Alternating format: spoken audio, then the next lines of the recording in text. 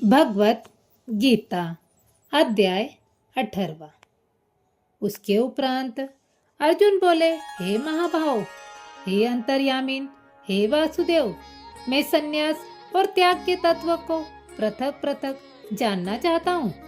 इस प्रकार अर्जुन के पूछने पर श्री कृष्ण भगवान बोले, हे अर्जुन, कितने ही पंडित जन तो काम्य कर्मों के त्याग को संन्यास जानते हैं और कितने ही विचार कुशल पुरुष सब कर्मों के फल के त्याग को त्याग कहते हैं, तथा कई एक विद्वान ऐसे कहते हैं कि कर्म सभी दोष युक्त है, इसलिए त्यागने के योग्य है, और दूसरे विद्वान ऐसे कहते हैं कि यज्ञ, दान और तप रूप कर्म त्यागने योग्य नहीं है। परंतु हे अर्जुन, उस त्याग के विषय में तू मेरे निश्चय को सुन। हे पुरुष श्रेष्ठ, वह त्याग सात्विक, राजस और तामस ऐसे तीनों प्रकार का ही कहा गया है, तथा यज्ञ, दान और तप रूप कर्म त्यागने के योग्य नहीं है, किंतु वह निसंदेह करना कर्तव्य है, क्योंकि यज्ञ, दान और तप यह तीनों ही बुद्धिमान पुरुषों को पवित्र करने वाला है। इसलिए हे पार्थ, यह यज्ञ, दान और तप रूप कर्म तथा और भी संपूर्ण श्रेष्ठ कर्म आसक्ति को और फलों को त्याग कर अवश्य करने चाहिए। ऐसा मेरा निश्चय किया हुआ उत्तम मत है। और हे अर्जुन, नियत कर्म का त्याग करना योग्य नहीं है, इसलिए मोह से उसका त्याग करना तामस त्याग कहा गया है। यदि कोई मनुष्य जो कुछ कर्म है वह सब ही दुख रूप है ऐसे समझकर शारीरिक केस के भय से कर्मों का त्याग कर दे, तो वह पुरुष उस राजस त्याग को करके भी त्याग के फल को प्राप्त नहीं होता है, अर्थात उसका वह त्याग करना व्यर्थ ही होता है। हे अर्जुन, कर्म कर्तव्य करना है ऐसा समझकर ही जो शास्त्र विधि से नियत किया हुआ कर्तव्य कर्म आसक्ति को फल को त्याग कर किया जाता है, वही सात्विक त्याग माना गया है। अर्थात कर्तव्य कर्म को स्वरूप से न त्याग कर उनमें जो आसक्ति और फल का त्यागना है, वही सात्विक त्याग माना गया है। हे अर्जुन, जो पुरुष अकल्याणकारक कर्म से तो द्वेष नहीं करता और कल्याणकारक कर्म में आसक्त नहीं होता है, वह शुद्ध सत्व गुण से युक्त हुआ पुरुष संयम रहित ज्ञानवान और त्यागी है, क्योंकि देहधारी पुरुष के द्वारा संपूर्णता से सब कर्म त्यागे जाने को शक्य नहीं है। इससे जो पुरुष कर्मों के फल का त्यागी है, वही त्यागी है कहा जाता है। सकामी पुरुषों के कर्म का ही अच्छा, बुरा और मिला हुआ ऐसे तीन प्रकार का फल मरने के पश्चात भी होता है, और त्यागी पुरुषों के कर्मों का फल किसी काल में भी नहीं होता, क्योंकि उनके द्वारा होने वाले कर्म वास्तव में कर्म नहीं है। हे महाभाव, संपूर्ण कर्मों की सिद्धि के लिए अर्थात संपूर्ण कर्मों के सिद्ध होने में यह 5 हेतु शाक्य सिद्धांत में कहे गए हैं, उनको तू मेरे से भली प्रकार जान। हे अर्जुन, इस विषय में आधार और कर्ता तथा न्यारे न्यारे करण और नाना प्रकार की न्यारी न्यारी चेष्टा एवं वैसे ही 5वां हेतु देव कहा गया है, क्योंकि मनुष्य मन, वाणी और शरीर से शास्त्र के अनुसार तथा विपरीत भी जो कुछ कर्म आरंभ करता है, उसके यह 5 ही कारण है। परंतु ऐसा होने पर भी जो पुरुष अशुद्धि बुद्धि होने के कारण उस विषय में केवल शुद्ध स्वरूप आत्मा को करता देखता है, वह मलिन बुद्धि वाला अज्ञानी यथार्थ नहीं देखता है। हे अर्जुन, जिस पुरुष के अंतःकरण में करता हूँ ऐसा भाव नहीं है, तथा जिसकी बुद्धि सांसारिक पदार्थों में और संपूर्ण कर्मों में लिपायमान नहीं होती है। वह पुरुष इन सब लोगों को मारकर भी वास्तव में न तो मारता है और न पाप से बनता है। हे भारत, ज्ञाता, ज्ञान और श्रेष्ठ, यह तीनों तो कर्म के प्रेरक हैं। अर्थात इन तीनों के सहयोग से तो कर्म में प्रवृत्त होने की इच्छा उत्पन्न होती है और कर्ता, करण और क्रिया, यह तीनों कर्म के संग्रह है।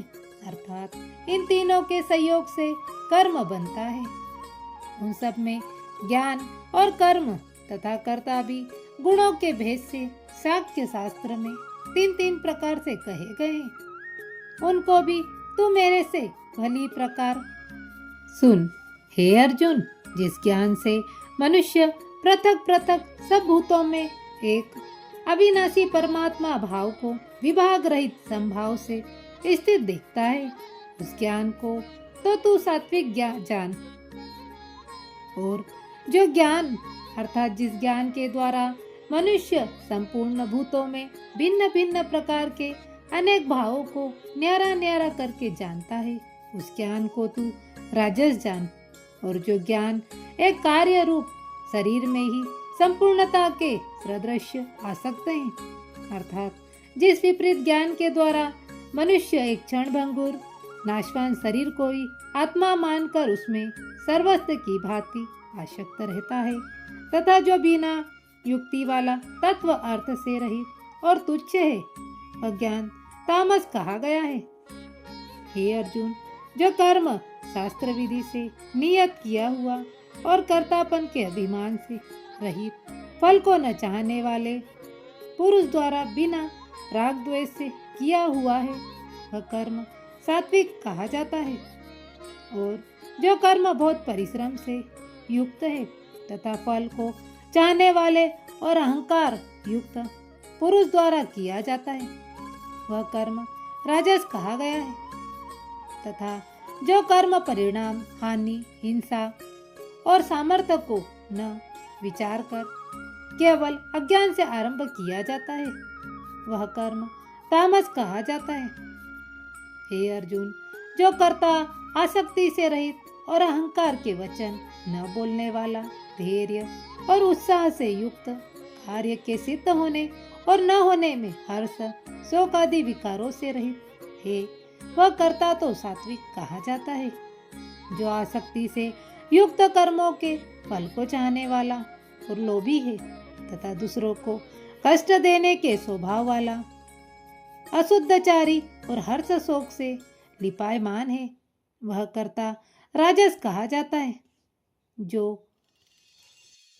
विक्षेप युक्त चित्त वाला, शिक्षा से रहित, घमंडी, धूर्त और दूसरे की आजीविका का नाशक एवं शोक करने के स्वभाव वाला आलसी, दीर्घसूत्री है, वह कर्ता तामस कहा जाता है। हे अर्जुन, तो बुद्धि का और धारण शक्ति का भी गुणों के कारण तीन प्रकार का भेद संपूर्णता से विभाग पूर्वक मेरे से कहा हुआ सुन। हे पार्थ, प्रवृत्ति मार्ग में और निवृत्ति मार्ग को तथा कर्तव्य और अकर्तव्य को एवं भय और अभय को तथा बंधन और मोक्ष को जिस बुद्धि तत्व से जानती है, वह बुद्धि तो सात्विकी है। हे पार्थ, जिस बुद्धि के द्वारा मनुष्य धर्म और अधर्म को तथा कर्तव्य और अकर्तव्य को भी यथार्थ नहीं जानता है, वह बुद्धि राजसी है। और हे अर्जुन, जो तमोगुण से आवृत्त हुई बुद्धि अधर्म को धर्म ऐसा मानती है तथा और भी संपूर्ण अर्थों का विपरीत ही मानती है, वह तामसी है। हे पार्थ, ध्यान योग के द्वारा जिस भव्य चारिणी धारणा से मनुष्य मन, प्राण और इंद्रियों की क्रियाओं को धारण करता है, वह धारणा तो सात्विक है। और हे प्रथा पुत्र अर्जुन, फल की इच्छा वाला मनुष्य अति आसक्ति से जिस धारणा के द्वारा धर्म, अर्थ और कामों को धारण करता है, वह धारणा राजसी है। तथा हे पार्थ, दुष्ट बुद्धि वाला मनुष्य जिस धारणा के द्वारा निंद्रा, भय, चिंता और दुख को एवं उन्नमत्ता को भी नहीं छोड़ता है, अर्थात धारण किए रहता है, वह धारणा तामसी है। हे अर्जुन, अब सुख भी तू 3 प्रकार का मेरे से सुन। हे भरत श्रेष्ठ, जिस सुख में साधक पुरुष भजन, ध्यान और सेवादि के अभ्यास से रमण करता है और दुखों के अंत को प्राप्त होता है, वह सुख प्रथम साधन के आरंभ काल में यद्यपि विष के सदृश्य भासता है, परंतु परिणाम में अमृत के तुल्य है। इसलिए जो भगवत विषयक बुद्धि के प्रसाद से उत्पन्न हुआ सुख है, वह सात्विक कहा गया है। जो सुख विषय और इंद्रियों के संयोग से होता है, वह यद्यपि भोग काल में अमृत के सदृश भासता है, परंतु परिणाम में विष के सदृश है, इसलिए वह सुख राजस कहा गया है। तथा जो सुख भोग काल में और परिणाम में भी आत्मा को मोहने वाला है, वह निंद्रा, आलस्य और प्रमाद से उत्पन्न हुआ सुख तामस कहा गया है। और हे अर्जुन, पृथ्वी में या स्वर्ग में अथवा देवताओं में ऐसा वह कोई भी प्राणी नहीं है जो कि इन इंद्रियों से उत्पन्न हुए तीनों गुणों से रहित हो, क्योंकि यावन मात्र सर्व जगत त्रिगुणमयी माया का ही विकार है। इसलिए हे परंतप, ब्राह्मण, क्षत्रिय और वैश्यों के तथा शूद्रों के भी कर्म स्वभाव से उत्पन्न हुए गुणों के करके विभक्त किए गए हैं, अर्थात पूर्वकृत कर्मों के संस्कार रूप स्वभाव से उत्पन्न हुए गुणों के अनुसार विभक्त किए गए हैं।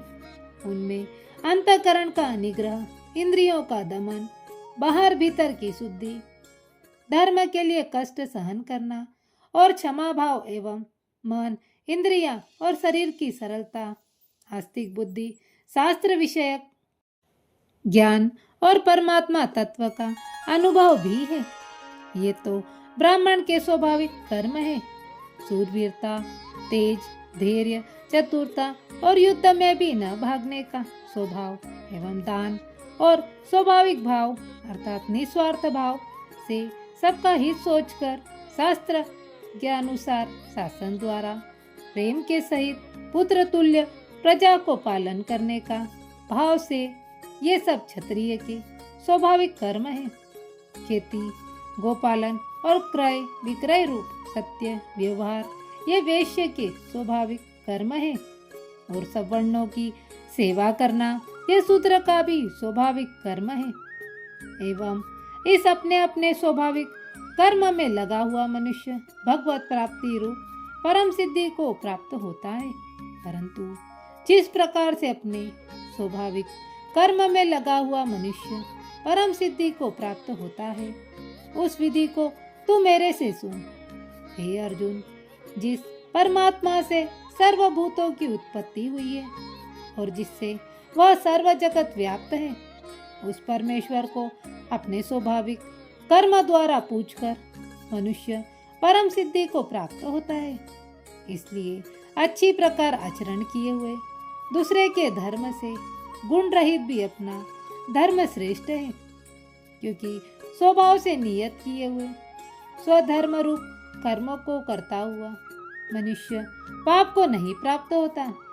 अतएव हे कुंती पुत्र, दोष युक्त भी स्वाभाविक कर्म को नहीं त्यागना चाहिए, क्योंकि धुएं से अग्नि के सदृश्य सभी कर्म किसी न किसी दोष से आवृत हैं।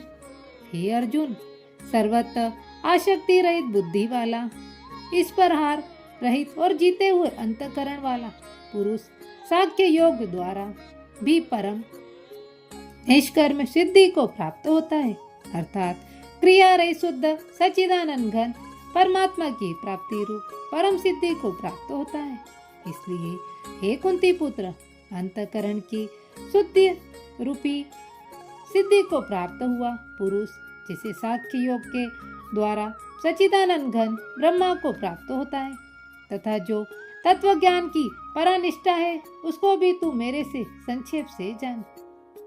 हे अर्जुन, विशुद्ध बुद्धि से युक्त, एकांत और शुद्ध देश का सेवन करने वाला तथा मिताहारी जीते हुए मन, वाणी, शरीर वाला दृढ़ वैराग्य को भली प्रकार प्राप्त हुआ पुरुष, निरंतर ध्यान योग के परायण हुआ, सात्विक धारणा से अंतकरण को वश में करके तथा शब्दाधिक विषयों को त्याग कर और राग द्वेषों को नष्ट करके तथा अहंकार, बल, घमंड, काम, क्रोध और संग्रह को त्याग कर ममता रहित और शांत अंतकरण हुआ, सच्चिदानंद घन ब्रह्मा में एक ही भाव होने के लिए योग्य होता है।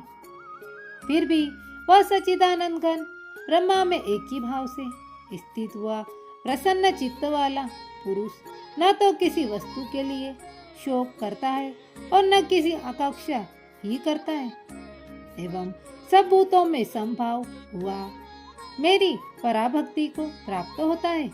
उस पराभक्ति के द्वारा मेरे को तत्व से भली प्रकार जानता है कि मैं जो और जिस प्रभाव वाला हूँ तथा उस भक्ति से मेरे को तत्व से जानकर तत्काल ही मेरे में प्रवेश हो जाता है, अर्थात अन्य भाव से मेरे को प्राप्त हो जाता है। फिर उसकी दृष्टि में मुझ वासुदेव के सिवा और कुछ भी नहीं रहता। मेरे परायण वह निष्काम कर्मयोगी तो संपूर्ण कर्मों को सदा करता हुआ भी मेरी कृपा से सनातन अविनाशी परम पद को प्राप्त हो जाता है। इसलिए हे अर्जुन, तू सब कर्मों को मन से मेरे में अर्पण करके मेरे परायण हुआ, संवत बुद्धि रूप निष्काम कर्मयोग का अवलंबन करके निरंतर मेरे में चित्त वाला हो। इस प्रकार तू मेरे में निरंतर मन वाला हुआ, मेरी कृपा से जन्म मृत्यु आदि संकटों को अनायासी तर जाएगा।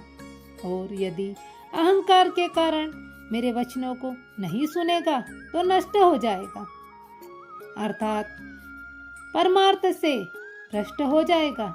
जो तू अहंकार को अवलंबन करके ऐसा मानता है कि मैं युद्ध नहीं करूंगा, तो यह तेरा निश्चय मिथ्या है, क्योंकि क्षत्रियपन का स्वभाव तेरे को जबरदस्ती युद्ध में लगा देगा। हे अर्जुन, जिस कर्म को तू मोह से नहीं करना चाहता, उसको भी अपने पूर्वकृत स्वाभाविक कर्म से बंधा हुआ परवश होकर करेगा। क्योंकि हे अर्जुन, शरीर रूप यंत्र में आरूढ़ हुए संपूर्ण प्राणियों को अंतर्यामी परमेश्वर अपनी माया से उनके कर्मों के अनुसार भ्रमाता हुआ सब भूत प्राणियों के हृदय में स्थित है। इसलिए हे भारत, सब प्रकार से उस परमेश्वर की अन्य शरण को प्राप्त हो। उस परमात्मा की कृपा से ही परम शांति को और सनातन परम धाम को प्राप्त होगा। इस प्रकार यह गोपनीय से भी अति गोपनीय ज्ञान मेरे तेरे लिए कहा है। इस रहस्य युक्त ज्ञान को संपूर्णता से अच्छी प्रकार विचार के फिर तू जैसा चाहता है वैसा ही कर, अर्थात जैसी तेरी इच्छा हो वैसा ही कर। इतना कहने पर भी अर्जुन का कोई उत्तर नहीं मिलने के कारण श्री कृष्ण भगवान फिर बोले, हे अर्जुन, संपूर्ण गोपनीयों से भी अति गोपनीय मेरे परम रहस्य युक्त वचन को तू फिर भी सुन, क्योंकि तू मेरा अतिशय प्रिय है। इससे यह परम हितकारक वचन मैं तेरे लिए कहूँगा। हे अर्जुन, तू केवल मुझ सच्चिदानंद घन वासुदेव परमात्मा में ही अन्य प्रेम से नित्य निरंतर अचल मन वाला हो और मुझ परमेश्वर को ही अतिशय श्रद्धा भक्ति सहित निष्काम भाव से नाम, गुण और प्रभाव के श्रवण, कीर्तन, मनन और पठन पाठन द्वारा निरंतर भजन ने वाला तथा मेरा शंख, चक्र, गदा, पद्म और किरीट, कुंडल आदि भूषणों से युक्त पीतांबर, वनमाला और कौस्तुभम धारी विष्णु का मन, वाणी और शरीर के द्वारा सर्वत्र अर्पण करके अतिशय श्रद्धा भक्ति प्रेम से विहलता पूर्वक पूजन करने वाला हो और मुझ सर्वशक्तिमान विभूति, बल, ऐश्वर्य, माधुर्य, गंभीरता उदारता, वात्सल्य, सहृदयता आदि गुणों से संपन्न सबके आश्रय रूप वासुदेव को विनय भाव पूर्वक भक्ति सहित दंडवत प्रणाम कर। ऐसा करने से मेरे को ही प्राप्त होगा। यह मैं तेरे लिए सत्य प्रतिज्ञा करता हूँ, क्योंकि तू मेरा अत्यंत प्रिय सखा है। इसलिए सर्व धर्मों को अर्थात संपूर्ण कर्मों के आश्रय को त्याग कर केवल एक मुझ सच्चिदानंद घन वासुदेव परमात्मा की अन्य शरण को प्राप्त हो। मैं तेरे को संपूर्ण पापों से मुक्त कर दूंगा। तू शोक मत कर। हे अर्जुन, इस प्रकार तेरे हित के लिए कहे हुए इस गीता रूप परम रहस्य को किसी काल में भी न तो तप रहित मनुष्य के प्रति कहना चाहिए और न भक्ति रहित के प्रति तथा बिना सुनने की इच्छा वाले के ही प्रति कहना चाहिए, एवं जो मेरी निंदा करता है उसके प्रति भी नहीं कहना चाहिए, परंतु जिनमें यह सब दोष नहीं हो ऐसे भक्तों के प्रति प्रेम पूर्वक उत्साह के सहित कहना चाहिए। क्योंकि जो पुरुष मेरे में परम प्रेम करके इस परम रहस्य युक्त गीता शास्त्र को मेरे भक्तों में कहेगा, अर्थात निष्काम भाव से प्रेम पूर्वक मेरे भक्तों को पढ़ावेगा या अर्थ की व्याख्या द्वारा इसका प्रचार करेगा, वह निसंदेह मेरे को ही प्राप्त होगा और न तो उससे बढ़कर मेरा अत्यंत प्यारा प्रिय कार्य करने वाला मनुष्यों में कोई है और न उससे बढ़कर मेरा अत्यंत प्यारा पृथ्वी में दूसरा कोई होवेगा। अर्थात हे अर्जुन, जो पुरुष इस धर्ममय हम दोनों के संवाद रूप गीता शास्त्र को पढ़ेगा अर्थात नित्य पाठ करेगा, उसके द्वारा मैं ज्ञान यज्ञ से पूजित होऊंगा, ऐसा मेरा मत है। जो पुरुष श्रद्धा युक्त और दोष दृष्टि से रहित हुआ इस गीता शास्त्र का श्रवण मात्र भी करेगा, वह भी पापों से मुक्त हुआ उत्तम कर्म करने वालों के श्रेष्ठ लोकों को प्राप्त होगा। इस प्रकार गीता का महत्तम कहकर भगवान श्री कृष्णचंद्र आनंद कंद के अर्जुन से पूछा, हे पार्थ, क्या यह मेरा वचन तूने एकाग्रचित से श्रवण किया? और हे धनंजय, क्या तेरा अज्ञान से उत्पन्न हुआ मोह नष्ट हुआ? इस प्रकार भगवान के पूछने पर अर्जुन बोले, हे अच्युत, आपकी कृपा से मेरा मोह नष्ट हो गया है और मुझे स्मृति प्राप्त हुई है, इसलिए मैं संयम रहित हुआ स्थित हूँ और आपकी आज्ञा का पालन करूंगा। इसके उपरांत संजय बोले, हे राजन, इस प्रकार मैंने श्री वासुदेव के और महात्मा के अर्जुन के इस अद्भुत रहस्य युक्त और रोमांचकारक संवाद को सुना। कैसी कि श्री व्यास जी की कृपा से दिव्य दृष्टि द्वारा मैंने इस परम रहस्य युक्त गोपनीय योग को साक्षात कहते हुए स्वयं योगेश्वर श्री कृष्ण भगवान से सुना है। इसलिए हे राजन, श्री कृष्ण भगवान और अर्जुन के इस रहस्य युक्त कल्याणकारक और अद्भुत संवाद को पुनः पुनः स्मरण करके मैं बारंबार हर्षित होता हूँ तथा हे राजन, श्री हरि के उस अति अद्भुत रूप को भी पुनः पुनः स्मरण करके मेरे मित्र महान आश्चर्य होता है और मैं बारंबार हर्षित होता हूँ। हे अर्जुन, विशेष क्या कहूँ, जहाँ योगेश्वर श्री भगवान कृष्ण, जहाँ गाड़ियू धनुषधारी अर्जुन है, वहीं पर श्री विजय विभूति और अचल नीति है, ऐसा मेरा मत है। अध्याय 18 का महत्व। श्री पार्वती जी ने कहा, भगवान, आपके 17वें अध्याय का महत्व कहा आपने बताया है, अब 18वें अध्याय का महत्व भी बतलाइए। श्री महादेव जी ने कहा, गिरि नंदिनी चिंतनमय आनंद की धारा बहाने वाले 18वें अध्याय के पावन महत्व को, जो वेद से भी उत्तम है, श्रवण करो। यह संपूर्ण शास्त्रों का सर्वस्त्र कानों में पड़ा हुआ रसायन के समान तथा संसार के यातना जाल को छिन्न भिन्न करने वाला है। सिद्ध पुरुषों के लिए यह परम रहस्य की वस्तु है। इसमें अविद्या का नाश करने की पूर्ण क्षमता है। यह भगवान विष्णु की चेतना तथा सर्वश्रेष्ठ परम पद है। इतना ही नहीं, यह विवेकमयी लता का मूल काम, क्रोध और मत को नष्ट करने वाला इंद्र आदि देवताओं के चित्त का विश्राम मंदिर तथा सनक सनंदन आदि महायोगियों का मनोरंजन करने वाला है। इसके पाठ से मात्र यमदूतों की गर्जना बंद हो जाती है।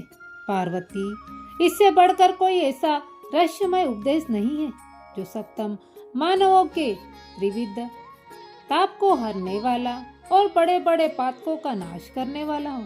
18वें अध्याय का लोकोत्तर महत्व है। इसके संबंध में जो पवित्र उपाख्यान है उसे भक्ति पूर्वक सुनो। उसके श्रवण मात्र से जीव समस्त पापों से मुक्त हो जाता है। मेरुगिरी के शिखर पर अमरावती नाम वाली एक रमणीय पुरी है। उसे पूर्व काल में विश्वकर्मा ने बनाया था। उस पुरी में देवताओं द्वारा सेवित इंद्र सची के साथ निवास करते थे। एक दिन वे सुखपूर्वक बैठे हुए थे। इतने में ही उन्होंने देखा कि भगवान विष्णु के दूतों से सेवित एक अन्य पुरुष वहां आ रहा है। इंद्र उस नवागत पुरुष के तेज से तिरस्त होकर तुरंत ही अपने मणिमय सिंहासन से मंडप में गिर पड़े। तब इंद्र के सेवकों ने देवलोक के साम्राज्य का मुकुट इस नूतन इंद्र के मस्तक पर रख दिया। फिर तो दिव्य गीत गाती हुई देव नगाड़ाओं के साथ सब देवता उनकी आरती उतारने लगे। ऋषियों ने देव मंत्रों का उच्चारण करके उन्हें अनेक आशीर्वाद दिए। गंधर्वों का ललित स्वर में मंडलमय गान होने लगा। इस प्रकार इस नवीन इंद्र को 100 यज्ञों का अनुष्ठान किए बिना ही नाना प्रकार के उत्सवों से सेवित देखकर पुराने इंद्र को बड़ा विस्मय हुआ। वे सोचने लगे, इसने तो मार्ग में न कभी घोंसले बनवाए हैं, न पोखरे खुदवाए हैं और न पथिकों को विश्राम देने का बड़े बड़े वृक्ष ही लगवाए। अकाल पड़ने पर अन्नदान के द्वारा इसने प्राणियों का सत्कार भी नहीं किया है। इसके द्वारा तीर्थों में सन्न और गांवों में यज्ञ का अनुष्ठान भी नहीं हुआ। फिर इसने यह भाग्य की दी हुई ये सारी वस्तुएं कैसे प्राप्त की है? इस चिंता में व्याकुल होकर इंद्र भगवान विष्णु से पूछने के लिए प्रेम पूर्वक क्षीर सागर के तट पर गए और वहां अपने साम्राज्य से भ्रष्ट होने का दुख निवेदन करते हुए बोले, लक्ष्मीकांत, मैंने पूर्व काल में आपकी प्रसन्नता के लिए 100 यज्ञों का अनुष्ठान किया था। उसी के पुण्य से मुझे इंद्र पद की प्राप्ति हुई थी, किंतु इस समय स्वर्ग में कोई दूसरा ही इंद्र अधिकार जमाए बैठा है। उसने तो न कभी धर्म का अनुष्ठान किया और न यज्ञों का। फिर उसने मेरे दिव्य सिंहासन पर कैसे अधिकार जमाया है? श्री भगवान बोले, इंद्र, गीता जी के 18वें अध्याय में से 5 श्लोकों का प्रतिदिन पाठ करता है। उसी के पुण्य से उसने तुम्हारे उत्तम साम्राज्य को प्राप्त कर लिया है। गीता के 18वें अध्याय का पाठ सब पुण्यों का शिरोमणि है। उसी का आश्रय लेकर तुम भी अपने पद पर स्थित हो सकते हो। भगवान विष्णु के ये वचन सुनकर और उस उत्तम उपाय को जानकर इंद्र ब्राह्मण का वेश बनाए गोदावरी के तट पर गए। वहां उन्होंने कालिका ग्राम नामक उत्तम और पवित्र नगर देखा, जहां काल का भी मर्दन करने वाले भगवान कालेश्वर विराजमान है। वहीं गोदावरी तट पर एक परम धर्मात्मा ब्राह्मण बैठे थे, जो बड़े ही दयालु और वेदों के विद्वान थे। वे अपने मन को वश में करके प्रतिदिन गीता जी के 18वें अध्याय का स्वाध्याय किया करते थे। उन्हें देखकर इंद्र ने बड़ी प्रसन्नता के साथ उनके दोनों चरणों में मस्तक झुकाया और उन्हीं से 18वें अध्याय को पढ़ा। फिर उसी के पुण्य से उन्होंने श्री विष्णु का सायुज्य प्राप्त किया। इंद्र आदि देवताओं का पद बहुत ही छोटा है। यह जानकर वे परम हर्ष के साथ उत्तम बैकुंठ धाम को गए। अतः यह अध्याय मुनियों के लिए श्रेष्ठ परम तत्व है। पार्वती 18वें अध्याय के इस दिव्य महत्व का वर्णन समाप्त हुआ। इसके श्रवण मात्र से मनुष्य सब पापों से छुटकारा पा जाता है। इस प्रकार संपूर्ण गीता का पापनाशक महत्व बतलाया गया है। महाभागे, जो पुरुष श्रद्धा युक्त होकर इसका श्रवण करता है वह समस्त यज्ञों का फल पाकर अंत में श्री विष्णु का सायुज्य प्राप्त कर लेता है।